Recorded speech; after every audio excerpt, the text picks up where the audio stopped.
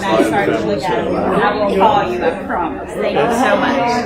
Well, apparently somebody's going to be Okay. Well, should I walk with you? Yeah.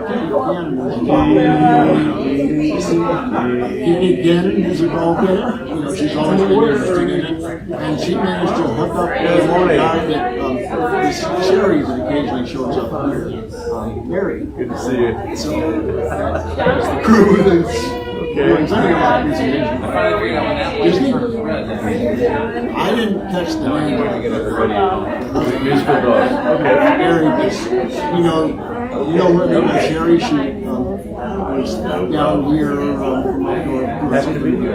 I mean, I only live a minute away, so. So You're very dignified. Yeah, I used to live in the building over on East Street.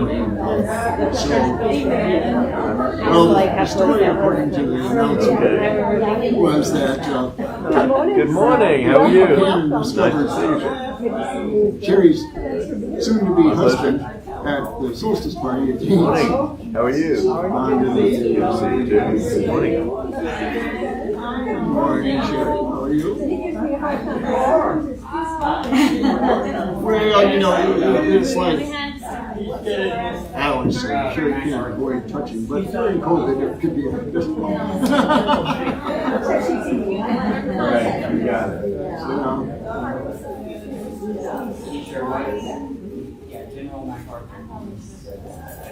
Oh my.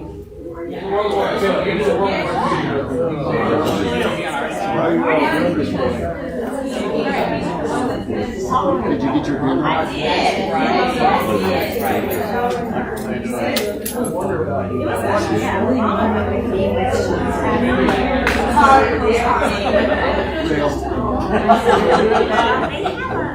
I've been trying to push the idea. We should have or in church. But I was actually raised in the headquarters church was around Haitian, so half the congregation was people working in the office of the church. It's not surprising that people that work in the main church offices tend to know how to sing. So I grew up with everybody in the congregation saying there were four parts.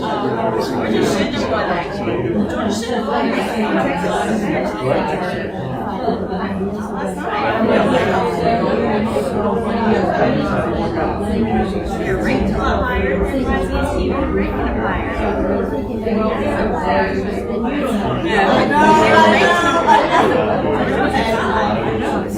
They're the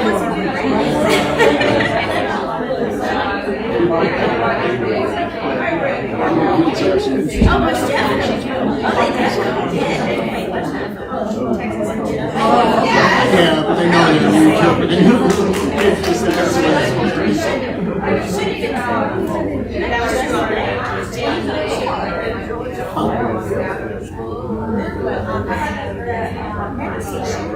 I still remember it. It's not quite.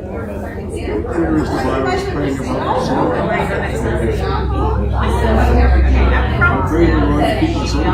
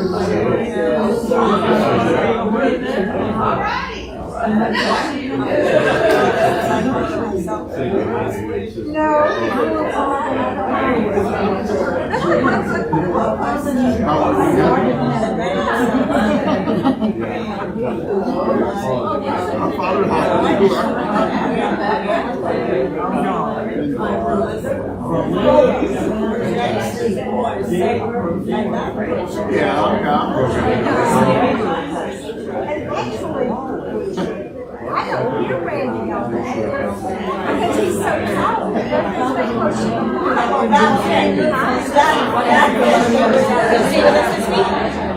worked with you. So it wasn't. My father, Howard, Yeah, brother, I'm ready. he knew Howard. Although, you know what? I've been waking up in the morning, it takes like an hour to finish. So I can't get my nose to stop running right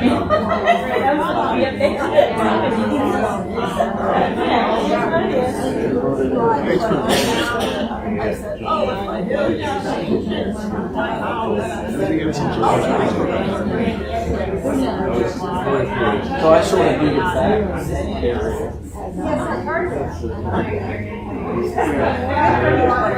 I've been having a conversation.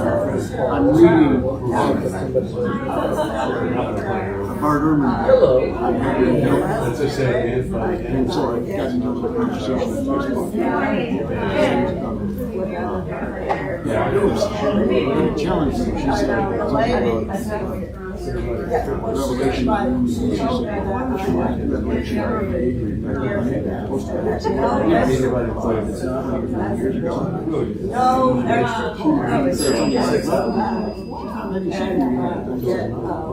To myself. So anyway, I read Revelation.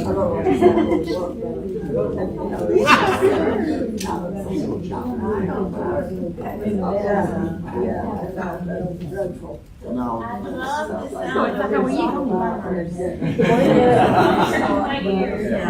yeah, it was a couple hours to meet. Of course, it was all sorts of stuff. It was a fun thing when you're in Revelation. I'm Adam Thompson. I'd like to extend a warm welcome. It's nice that we have cool air outside and the building is warm and respectful. If you haven't taken a moment to notice, along the fence by our playground, we have some really pretty, what we call swamp sunflowers. And I always feel like I match whenever this air. So take a moment to go match. Welcome.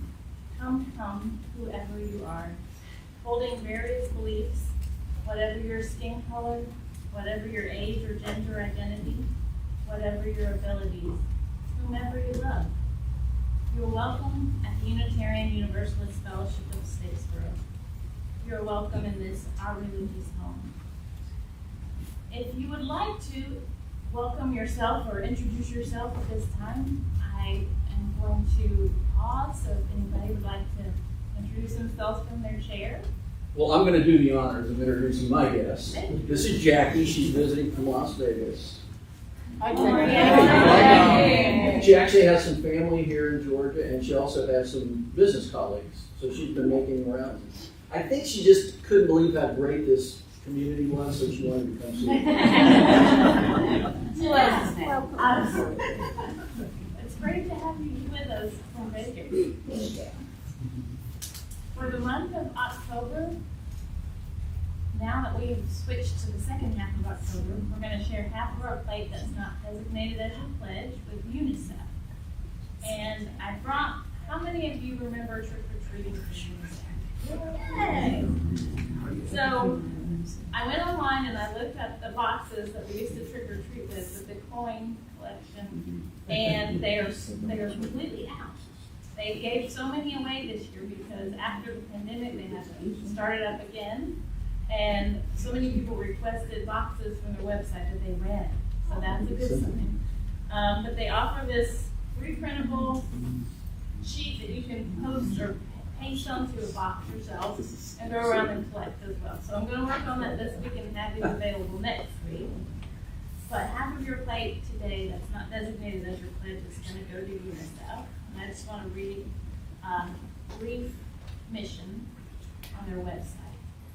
UNICEF's work is in over 190 countries and territories to save children's lives, to defend their rights, and to help them fulfill their potential, from early childhood through adolescence, and we never give up. Thank you. Now, if you will join me in our congregational affirmation, which is on the wall. Love is the spirit of this fellowship, and service is its prayer. This is our great covenant, to dwell together in peace, to seek the truth in love, and to help one another. I'll turn it over to Teresa. Does that worship?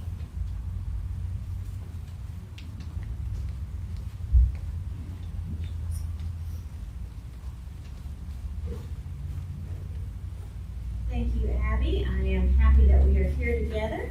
And for just a moment, before we move into lighting our chalice this morning, I wanted to update you on where we are on our canvas and pledge season as we prepare for 2025. So you know our goal is $54,000 to be promised in pledges. And we are hoping that by the end of October, we will meet that goal. As of last night, not this morning, with you that came in today, but as of last night, we were at 20% of that goal, or about $10,800 promised to us for 2025. So if you have any questions about how to pledge, or what it means to pledge, or how to get a QR code, which is on the back table, or how to get a paper form, which we didn't make enough copies of this morning, sorry, but we will have more, or I can email it to you. Feel free to ask me or Mo, and we will be happy to help. So if you do stop by the table back there, there's a few Duck chocolates laying around. That's a promise, and inside of Duck chocolate is a promise to the congregation about how you can help support us both financially and with your talents next year. Thank you. It is now the time in our service where we light our chalice. I will read our chalice lighting reading, and we will join together and sing Rise Up, O Flame 2 times while Mo plays for us.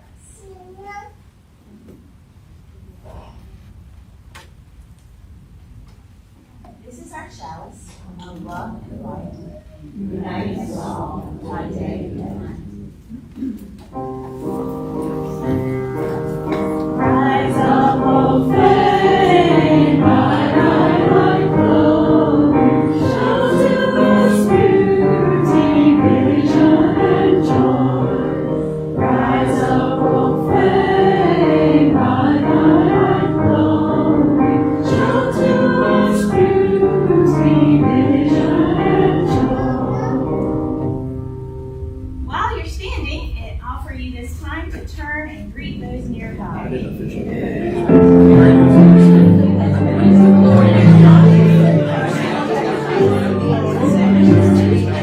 So this is the other male in the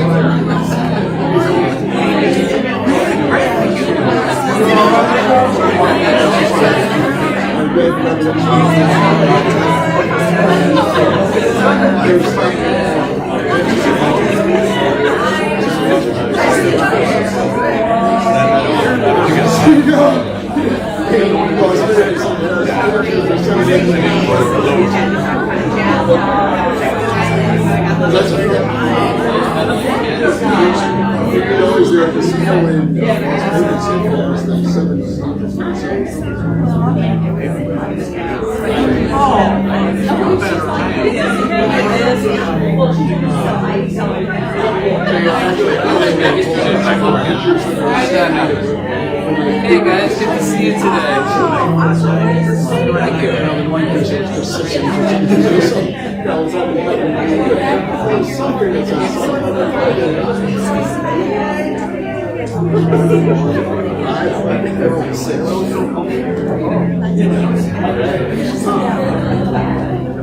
So you do what, 6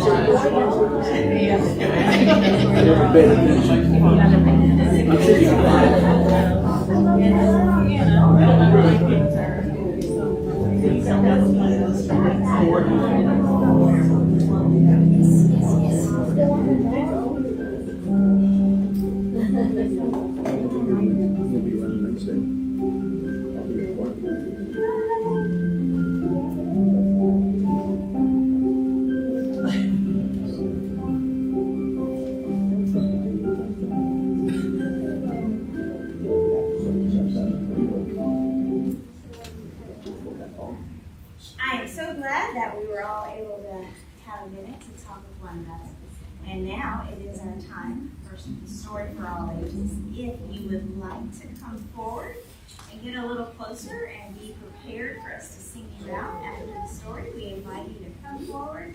If you're young or young at heart and planning to leave our service in a few minutes, feel free to come on up.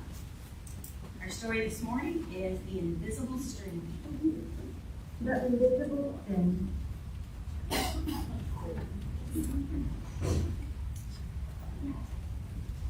Liza and Jeremy the twins were asleep one calm and quiet night. Suddenly, it began to rain very hard. Thunder rumbled until it got so loud that it woke them up. "Mommy, Mommy," they cried out as they ran to her. "Don't worry, you two. It's just the storm making all that noise. Go back to bed." "We want to stay close to you," said Jeremy. "We're scared." Mom said, "You know we're always together, no matter what." "But how can we be together when you're out here and we're in bed?" said Liza. Mom held something right in front of them and said, "This is how." Rubbing their sleepy eyes, the twins came closer to see what Mom was holding. "I was about your age when my mommy first told me about the invisible string." "I don't see a string," said Jeremy. "You don't need to see the invisible string. People who love each other are always connected by a very special string made of love." "But if you can't see it, how do you know it's there?" asked Liza. "Even though you can't see it with your eyes, you could feel it with your heart and know that you are always connected to everyone you love." "When you're at school and you miss me, your love travels all the way along the string until I feel a tug on my heart. And when you tug it right back, we feel it in our hearts," said Jeremy. "Does Jasper the cat have an invisible string?" Martha asked. "She sure does," said Mom. "And best friends like me and Lucy?" asked Liza. "Best friends too. How far can the string reach?" "Anywhere and everywhere," Mom said. "Would it reach me even if I were a submarine captain deep in the ocean?" asked Jeremy. "Yes," Mom said, "even there." "Or a mountain climber?" "Even there." "A dancer in France?" "Even there." "A jungle explorer?" "Even there." "How about an astronaut out in space?" "Yes, even there." Then Jeremy quietly asked, "Can my string reach all the way to Uncle Brian in heaven?" "Yes, even there." "Does the string go away when you're mad at us?" "Never," said Mom.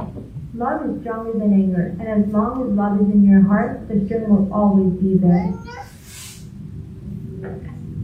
Even when you get older and can't agree about things like what movie to see, or what game to play in the back seat, or what time to go to bed. "Oh, that's right, you two should be in bed." And with that, they all laughed as Mom chased the twins back to their beds. Within a few minutes, they were asleep, even though the storm was still making those same loud noises outside. As they slept, they started dreaming of all the invisible strings they have, and all the strings their friends have, and their friends have, and their friends have, until everyone in the world was connected by invisible strings, and from deep inside, they now could clearly see. No one is ever alone.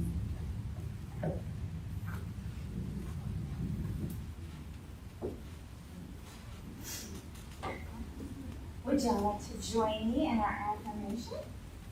Okay, y'all can help too. We are Unitarian Universalists, people of open minds, loving hearts, and helping hands. Now, if those along the edge of the aisles would stand and form a bridge, we will play as we sing our fifth alphabet class this morning.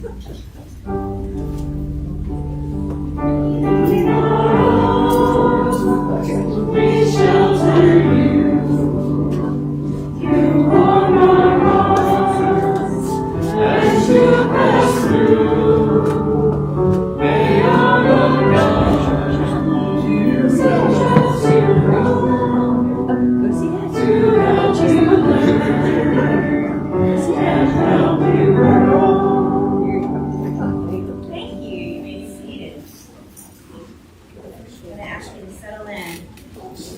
for our meditation this morning.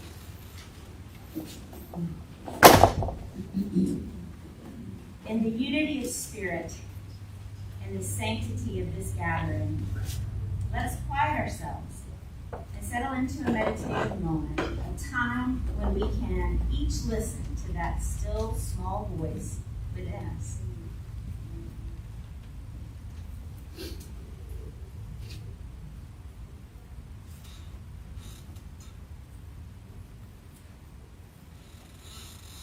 If our souls speak to us, we trust ourselves to hear them. What do they tell us in this day, in this very season? Whether our innermost yearnings find voice in sincere intention, find voice in a prayer, a scripture, a profound lament, or sudden insight, we honor those. We stay present to what the wisdom that arises within us. We welcome whatever arrives, be it bidden or unbidden. We find rest in our calm center, that secure core of our being, which houses our surest sense of the holy. We allow ourselves to know consolation. We grow mindful, ever mindful, not only of ourselves, but also of those who are dear to us, the ones that are here in our midst, and those that are absent today, as well as those held close in our memory and those in distant places. Feeling ourselves enfolded in loving kindness that is everywhere abiding, together as we enter into sacred silence.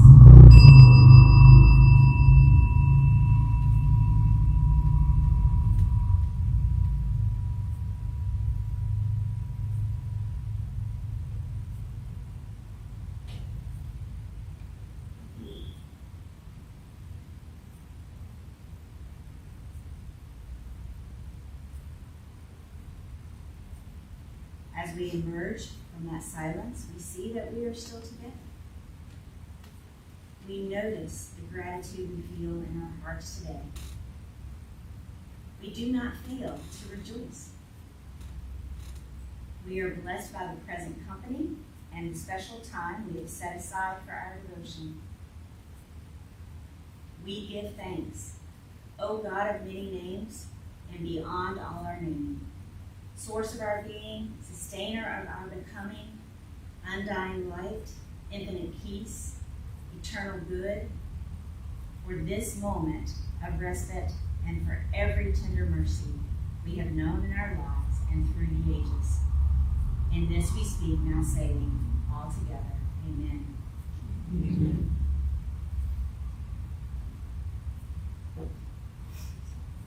I am excited to introduce our speaker this morning. Dr. Michael Braz is going to come and share with us.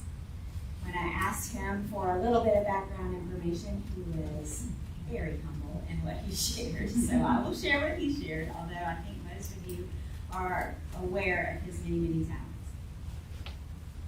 Michael Braz is a keyboard performer, a composer, and an arranger. He has 2 original operas that he has worked with, or created, and a piano teacher. He has taught kindergarten through graduate school for over 50 years, 24 of them here at Georgia Southern. I even crossed his path a few times when I was in school. He enjoys traveling, philosophy, and exploring comparative religion. And we invite him to come and share with us this morning. Dr. Braz?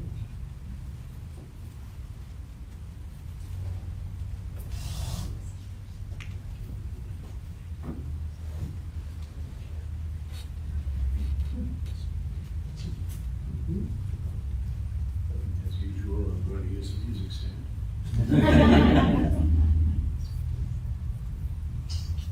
Actually need this.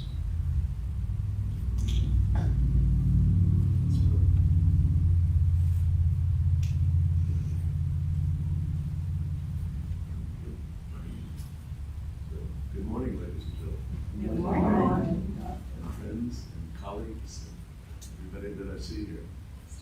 It's a real pleasure being invited to speak today, especially since my past experience here has been mainly at the keyboard years and years ago. As I told Jane when originally asked, I wasn't sure exactly what I had to contribute verbally. I think people would rather hear me play piano than hear me talk.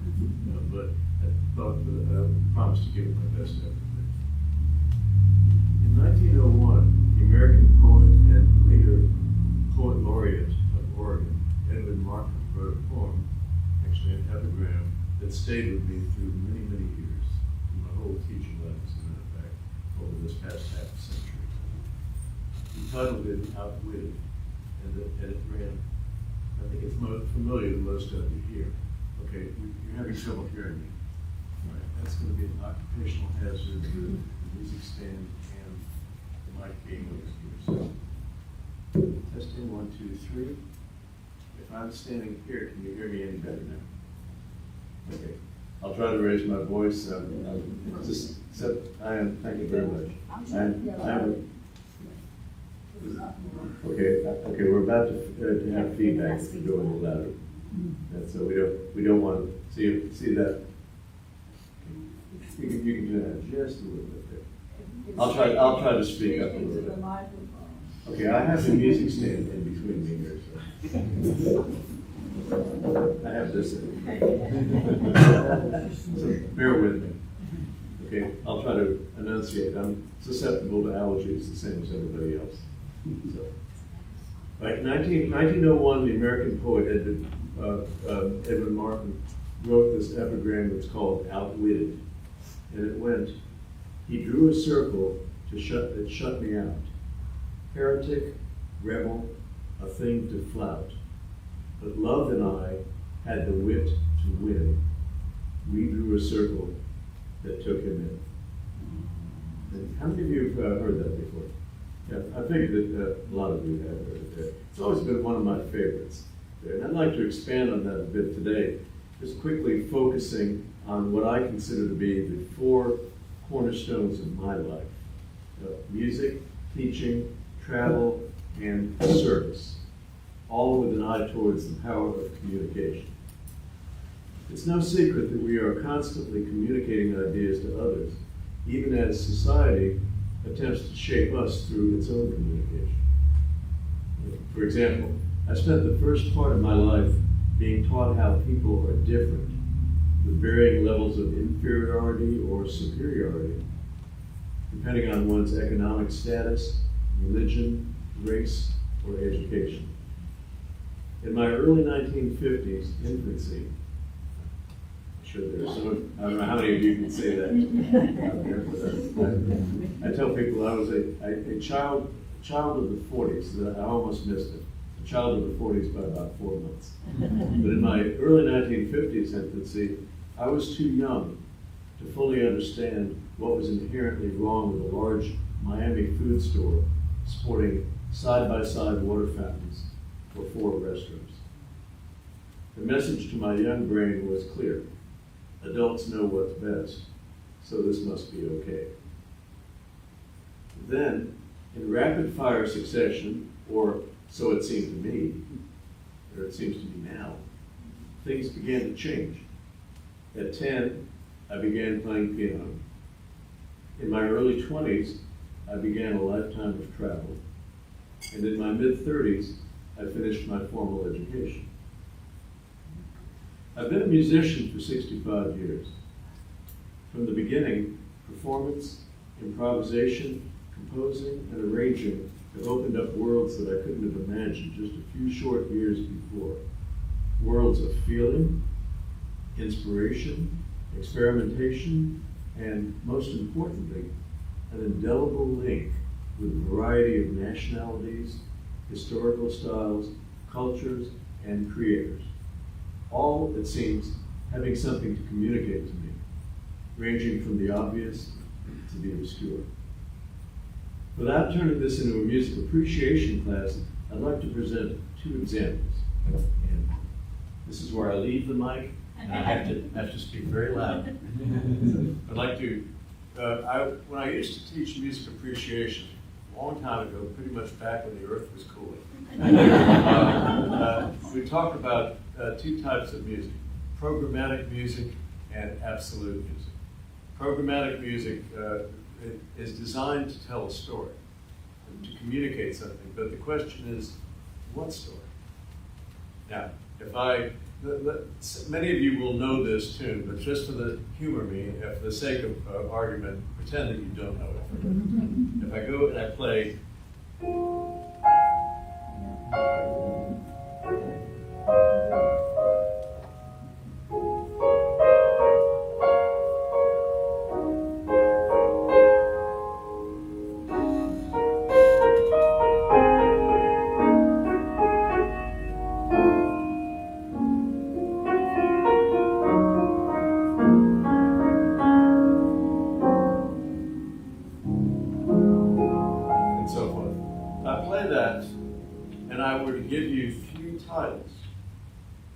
give you a title. One title might be Sunset. Another title might be Moonlight. Another title might be Clouds. I'll play just the beginning of it again. So you have Sunset. What was the third title? Sunset, Moonlight, Clouds. So if I play this.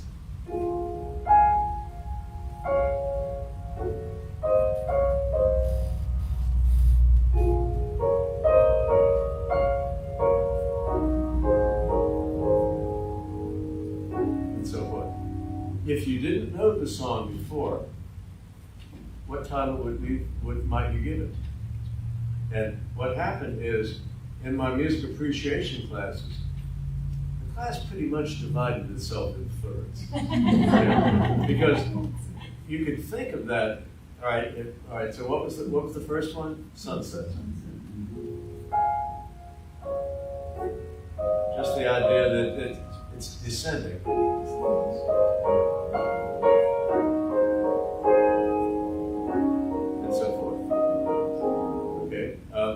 You can think of the same thing as moonlight, just kind of floating up there, or clouds.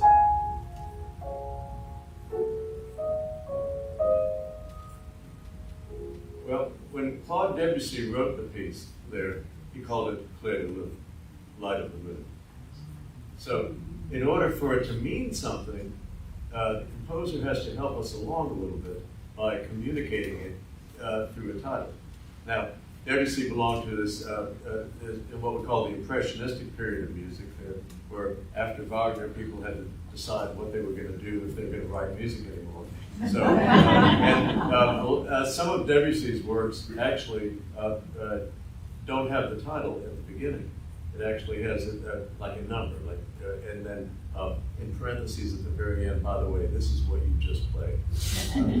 So it's very, but then what do you expect from Impressionistic, which was originally meant as an insult aimed after Impressionistic art, and then it just stuck, and etc. Now, if I play something else.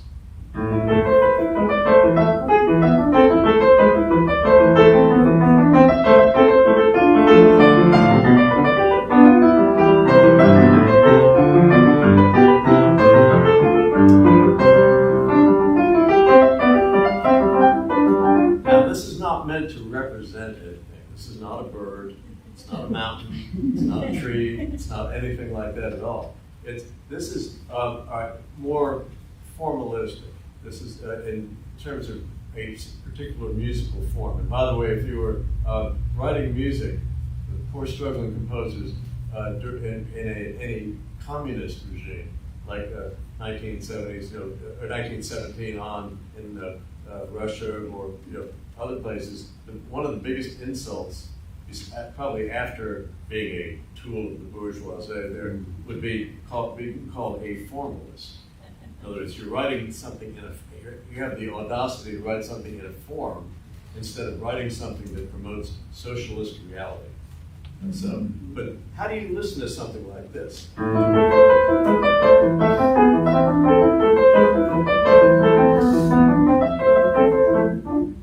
I can tell you that it's by Bach, and half of you would go to sleep there. Or I can tell you that it's a two-part invention in A minor, and some of the rest of you would go to sleep. Or I can tell you, as I would tell students, it's a conversation. It's a conversation between the two hands. And whatever, so one hand has an idea, the other hand echoes that idea. And when one hand has longer notes, bom, bom, bom, bom, the other one has faster notes, dee, dee, dee, dee, dee, dee. Then suddenly, and I'll play it slowly, you have a way of listening to it. Listening to it as a conversation.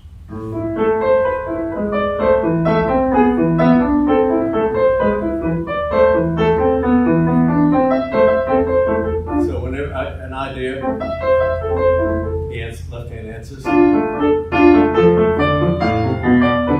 hand.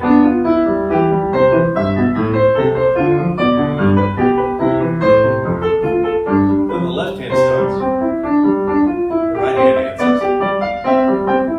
And so forth. Then it gets a little bit more accessible. Then we don't have to think of it as a bird, again, a bird, or a bee, or a mountain, or a tree, or anything like that. Okay? So, and it's these types of, discoveries and attempts at communication that make music interesting for me. One other thing that makes music interesting to me is I like to tease my friends who are music ministers. And the way I tease them is I just say that I don't honestly believe that there's any such thing as sacred music. And they say to me, I mean, unless you want to take the universal view that everything is sacred, in which case I have no argument whatsoever. But I said, I don't really think there's any such thing as sacred music. Sacred lyrics, yes. But if I play a B flat, who owns the B flat? I mean, is it a Unitarian B flat? Is it a Southern Baptist B flat? Is it a Baha'i B flat? Now, there are certain cultures where there are sacred scales, Indian ragas, for example, things like that. But the point is, you can put any set of lyrics to any song there. And if I were trying to follow in the footsteps of, say, Martin Luther inventing Protestantism, and say, I want the congregation to sing more, so I'm going to find songs that they know. It could be street songs or folk songs. I'm going to pick them up, brush them off a little bit, clean them up, and put sacred lyrics to them. So if I have a song about a 16th century song about somebody who, a gentleman who felt jilted by his girlfriend, who happened to be wearing a green dress that had green sleeves on it.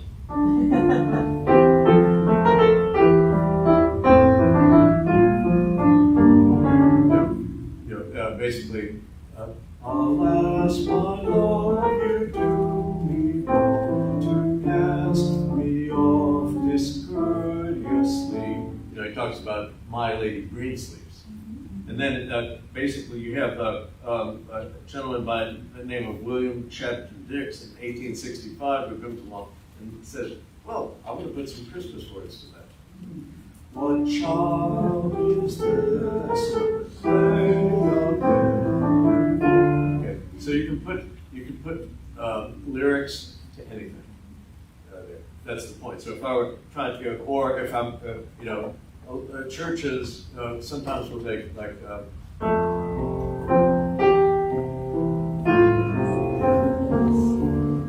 If you're a Sound of Music fanatic, it's Edelweiss, which is, by the way, not an authentic Austrian song.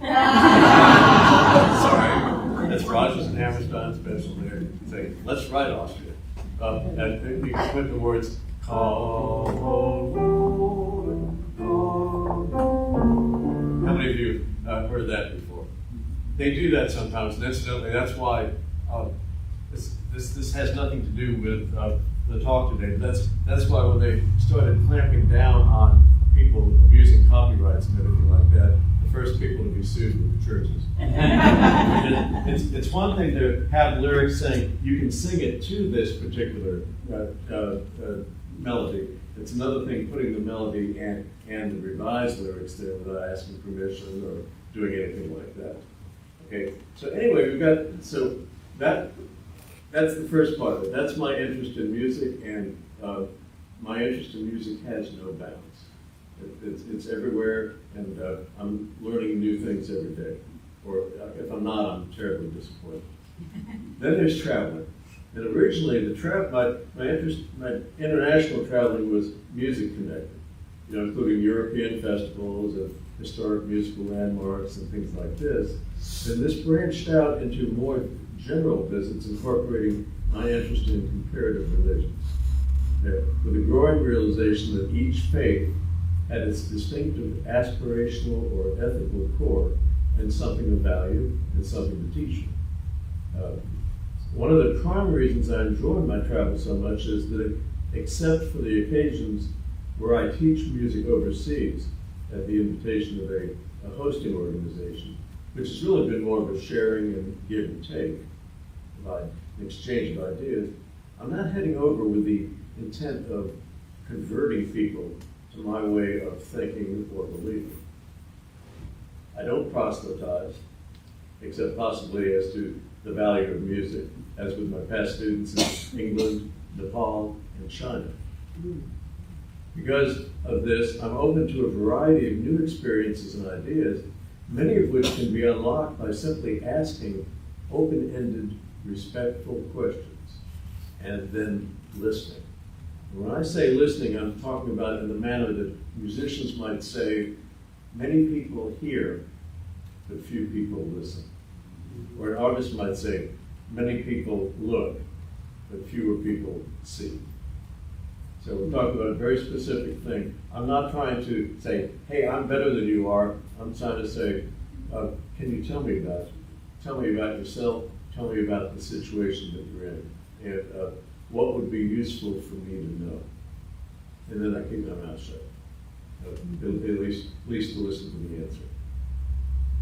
So what I frequently bring home from these trips, to quote British author Evelyn Waugh, is, quote, a great shapeless chunk of experience. Which, that's besides the Facebook photos. But a great shapeless chunk of experience that I'm free to process in the ensuing weeks, months, or sometimes years. In other words, thinking, I really enjoyed my trip to Morocco. What did I learn from it? How am I different because I went there?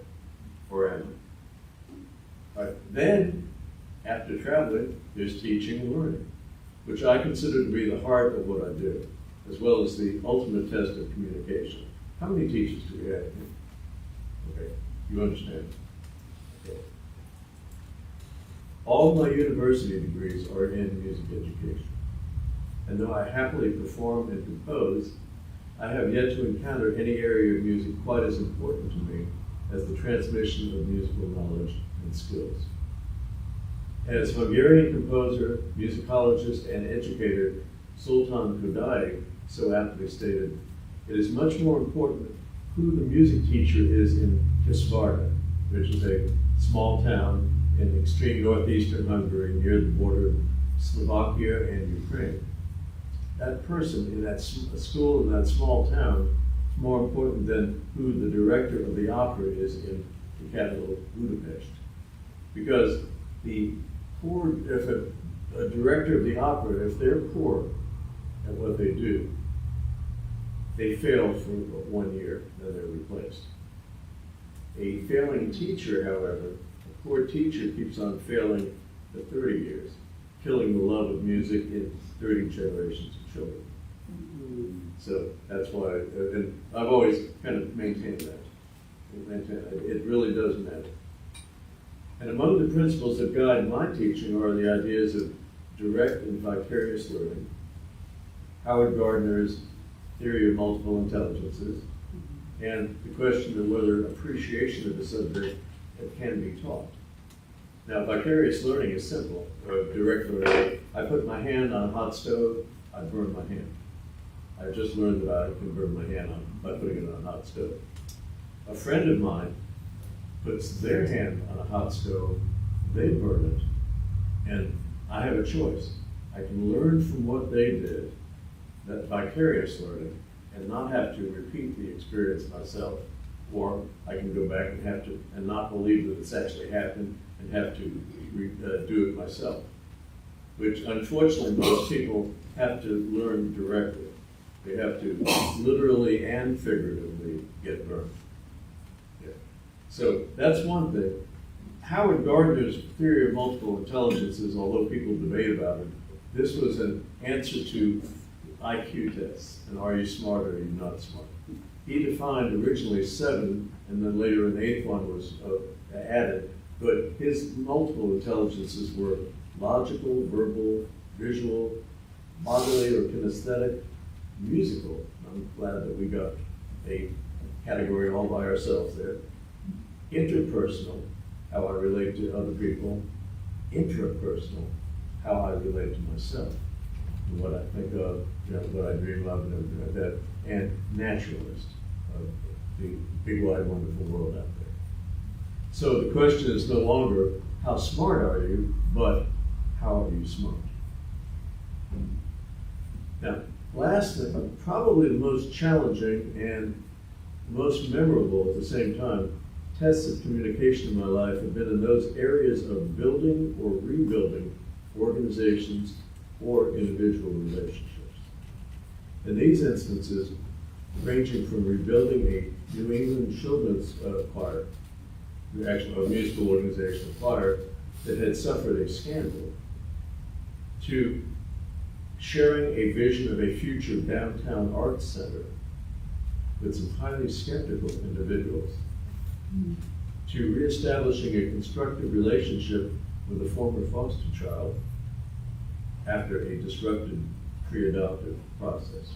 In each one of these, my communication skills were sorely tested, and in fact, intertwined with occasional feelings of failure. What I didn't realize then was that I needed both the passing of time and engagement and some serious personal reflection, which is, after all, a means of communicating with yourself, to help place these events in their proper perspective. With the help of many, many other people, the children's choir was rebuilt. The Avery Center is celebrating its 20th year of operation. And I'm pleased to share the news that the aforementioned foster child, now 20 and studying welding at South Georgia Tech, has regularly communicated with me for 7 years, and will actually be joining me on a trip to Italy in under 2 months. So, I mean, thank you, I'll take your quote. Now, I realize that today's talk has gone all over the map, again, literally and figuratively. Perhaps that's why I find it difficult to, quote unquote, stay in my lane, if in fact I have a lane. Music extends into so many other fields of academic study, philosophies, and spiritual practices that it's difficult to envision or practice only music. I appreciate your attention and consideration as I've tried to communicate some of the many things which motivate my everyday life, growth, and being. Since music is such an effective vehicle for conveying words and ideas, would you please help me conclude by joining me on one of my favorite songs? I think you have song sheets there. Yes, half sheets. Does everyone have one? I think so. There are a couple more. Okay, great. Yes, Anybody else need one? While the spoken words that just go, you just call out my name and you know wherever I am, I'll come running to see you again, are themselves memorable and evocative. They rise to a whole new level at the hands of a Carole King, who wedded her original lyrics with this melody.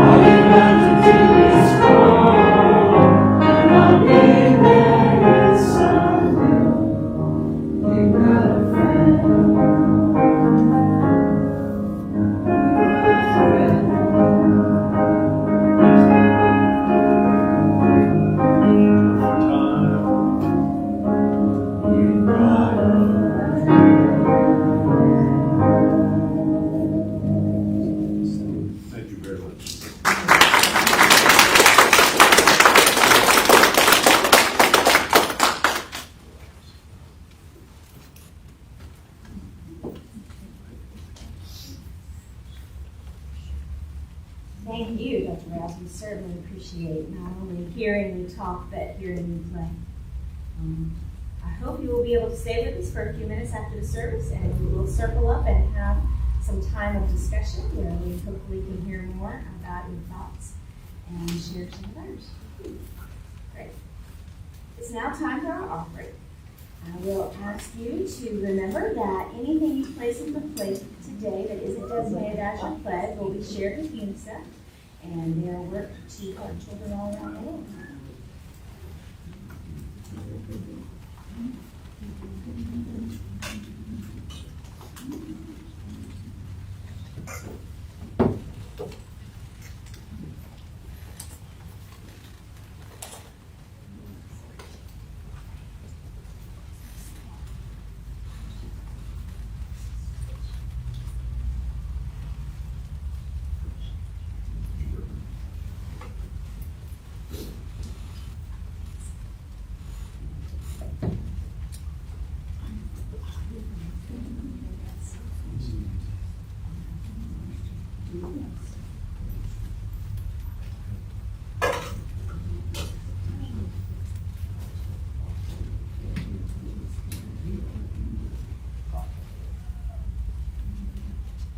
Thank you for sharing your gifts with us this morning.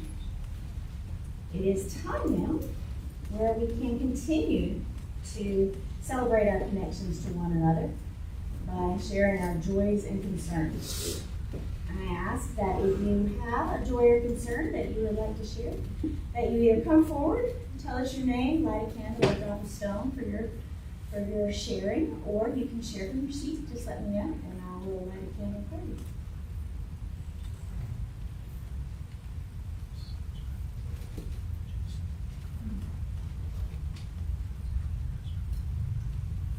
Rebecca, I'd like to light a candle of gratitude that I came through the storm well. A tree just fell and just missed my house by inches. And then my neighbor came by the next day and cut it up and took it off of the street for me.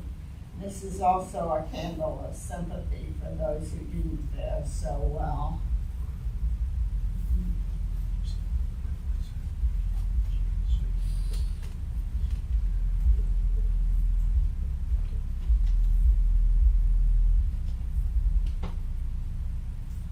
I'm the Sherry from the north. And the last time I was here was still a few days before I finished finally clearing out my parents' 3-bedroom house by Sylvania. So that was a joy. We're staying in it again, but it's been rehabilitated. It doesn't look like the same place. And I look at a room and I see what it used to look like. And all of the, and now I see something that looks like a real house. So the good news is that is almost done. I'm ready to sell the property pretty soon. And it would be bad news that I wouldn't be coming down here like I was 6 times a year.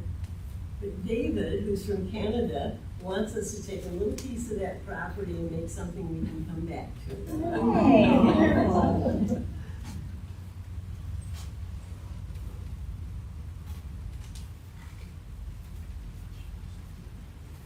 First, the good news.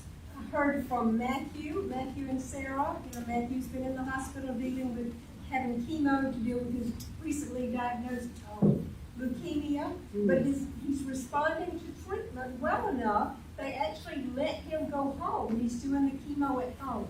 So they're awaiting the results of the recent biopsy, and that will guide future treatment. But at this point, they're encouraged, and he's doing well enough to be back home with Sarah and their 4 children. So we celebrate with them, and we wait for the news on the test results.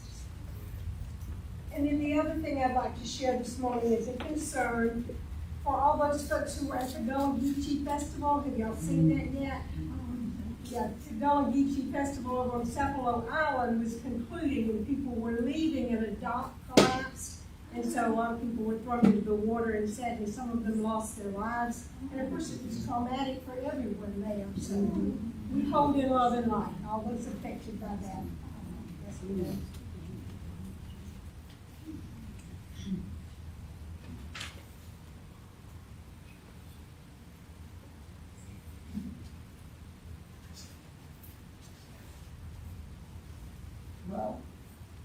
joy. All of us found it joyous to have our speaker. He was just wonderful. And you're not gonna believe this, but you know, I couldn't hear and I couldn't see. That's a pretty horrible situation. But I had the first, I don't know how many, injection right in my left eye. And I wanted to tell you this in case any of you are going, can you hear me? Yes. Okay. I'm telling you this in case anyone here has to have that. And they numbed it. They put numbing drops in my eye, and it hurt for half a second. And it was Georgia Eye Institute. And the doctor squeezed my shoulder and said, "You did great." And I felt like saying, "So did you." But everybody has to have that. It's not bad. It's really not bad at all. And I'm legally blind in the right eye. And so I really need everything possible I can do for the left eye. So anyway, that's a joy to be able to see. And our speaker told me that he's going to be around afterwards for coffee and whatever, so he could answer questions.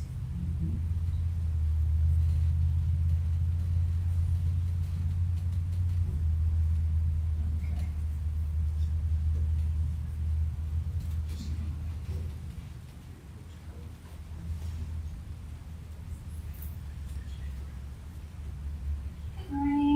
Good morning. I'm Tanya Carden. I am delighted to be visiting with you this morning. I'm very grateful for the community that allowed all of the pieces to come together so that my daughter could spend the night with a friend and visit the fair with her friends yesterday, and that I could come here. I am also delighted that we finished the sale of our house before Helene came through. And the house is still fine. It would have been fine either way, but it was really nice to not have that stress. So yes, when we move out of our apartment now, that should be a much easier process than moving out of the last house. And it's great to see you all.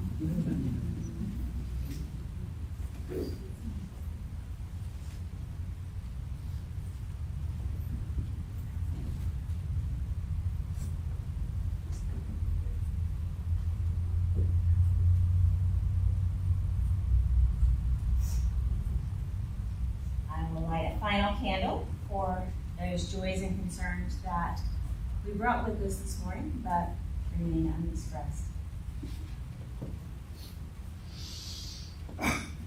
I invite you now to invoke that spirit of life and love as we enter into a time of prayer and reflection. May we know that we are connected in these joys and concerns, and that as a community, we can look to one another for support and affirmation. May we truly cherish this time we have shared together this morning in communion with each other and with all that we hold sacred. Amen, and blessed be.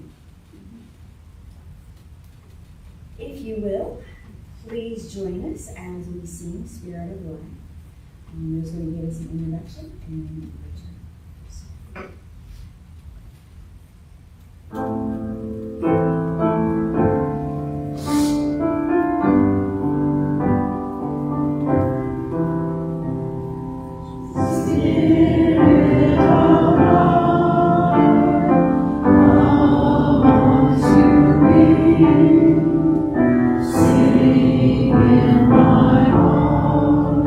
All the spirits of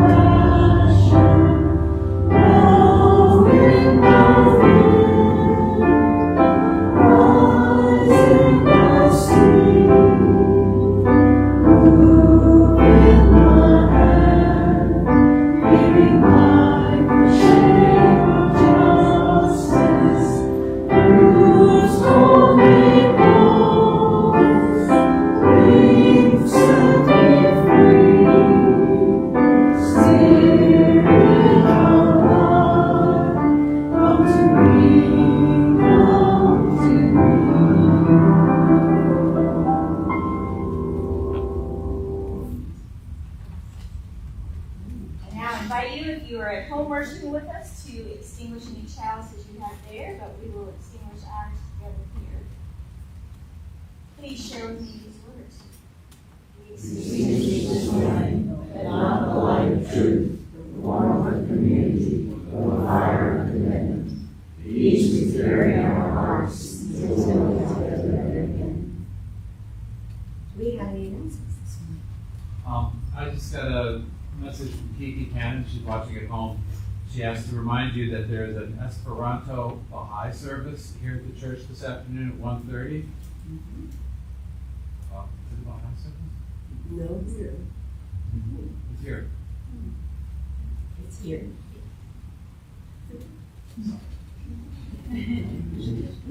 Go ahead, Chair.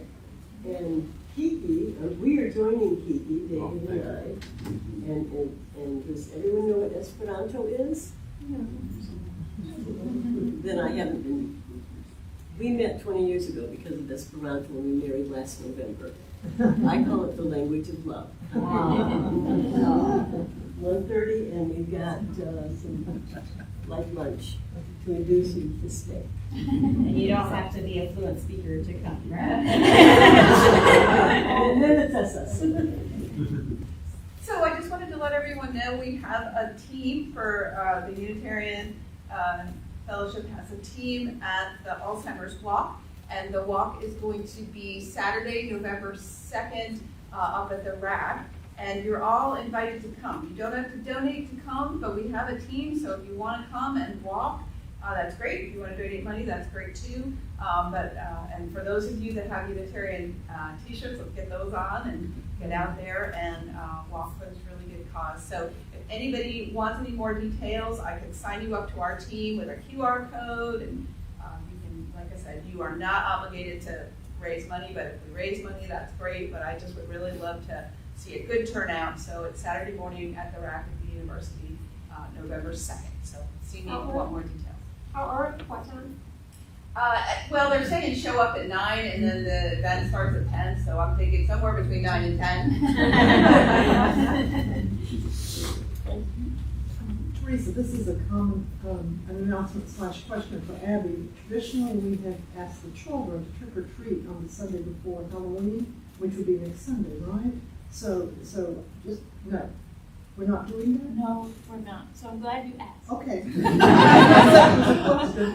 are going to do it during offertory, but we are going to have the boxes for them to take. Oh, okay. So people should still bring change. If they, yes, if they want to contribute. And are the children dressing up? Or? They may, but we're not going to use the offertory time for them. Okay. Thank you. She doesn't like standing up and making a show. Ah. But she needs to stand up and make her announcement. I got bread. She's selling bread. There's an order form in the kitchen. Nice. If you want to order online, there's a QR code. If you want to order on the form, just write your stuff in there, and then I just need to get the money today. Thanks. But it's really good. Like, you bake it when you're ready, so good for the holidays. Thank you, Izzy, for that lovely announcement. Yeah. Are there others? Lots going on the fellowship today. All right. Well, then I invite you to rise as you're willing and able, and we will sing our benediction at another place, and we will grab some coffee and refreshments and circle back up in here in about 10 minutes. Thank you.